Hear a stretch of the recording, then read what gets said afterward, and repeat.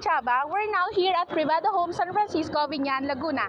Behind of me are the two houses of Privado Homes, the Tiesa model and the Rimas model. The Tiesa model has a lot area of 108 square meter, while the Rimas model has a lot of 68 square meter.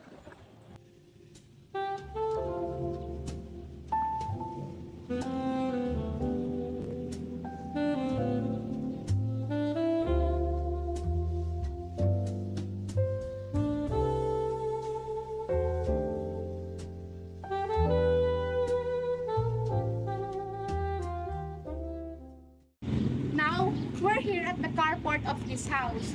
Look, kasyang-kasya ang isang high ace of van, even a one motorcycle. And now, let's proceed inside the house. Hi! By the way, before we proceed inside the house, let me spoil you why you need to consider Privado Homes. First is community. Privado Homes is a small community with less than 3 hectares. Just imagine a small community where you can interact with your neighborhood. Second, their quality and affordability. For as low as 20,000 reservation fee, you have this quality house that will last a lifetime. Third is financing. Privado Homes offers a flexible financing payment for you by paying 10% of down payment within 24 months with 0 interest. Sulit, diba? And lastly, but definitely not the least, is accessibility.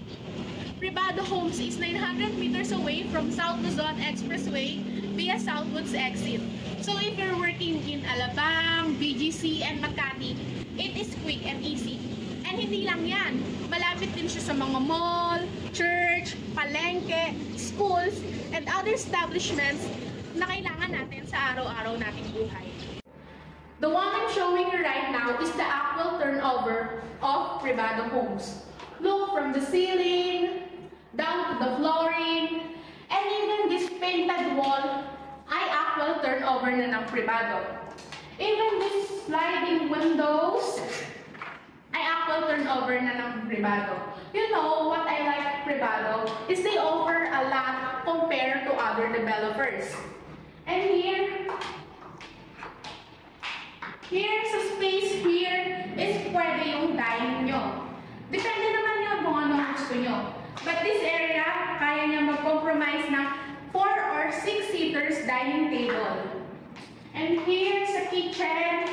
They have a countertops, cabinets, where you can store all your foods or even all your mga cooking wares. And here, you have a static faucet here with this very magandang tiles. And sa baba, may mga cabinets din where you can store your mga gamit sa pangluluto. And now, let's proceed to the back part of the house. This door, this space, pwede mo siyang gawing laundry area or stock room. But this table hindi ito kasama sa turnover ng Privado. And now, sa toilet and bath nitong first floor. As you can see, ang laki ng lababo. And sa baba ng lababo may cabinets. Lahat yan actual turnover na ng Privado. The shower here, the soap holder here, the towel rack, and the tissue holder here.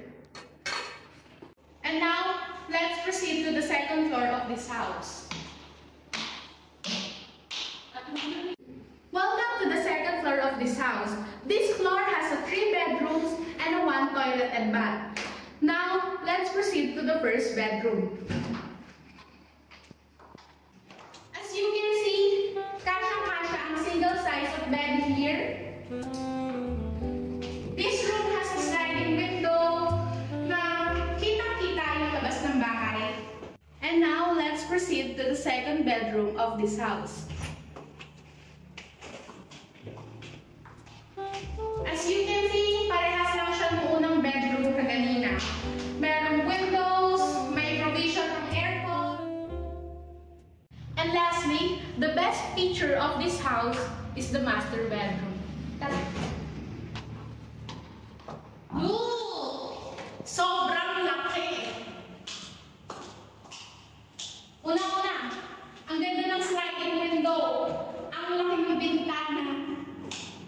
The tiles here are the video tiles, the ceiling, actual turnover na rin yung mga LED lights, painted na rin yung wall. And this master's bedroom ay meron na siyang sariling toilet and bath.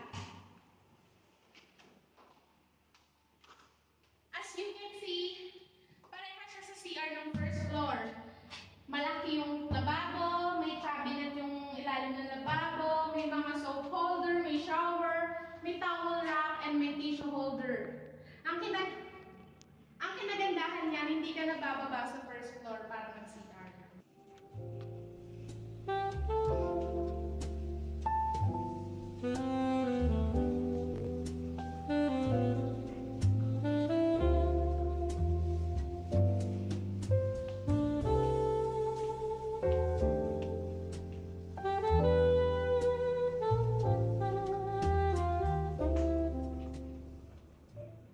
Interested in seeing it by yourself?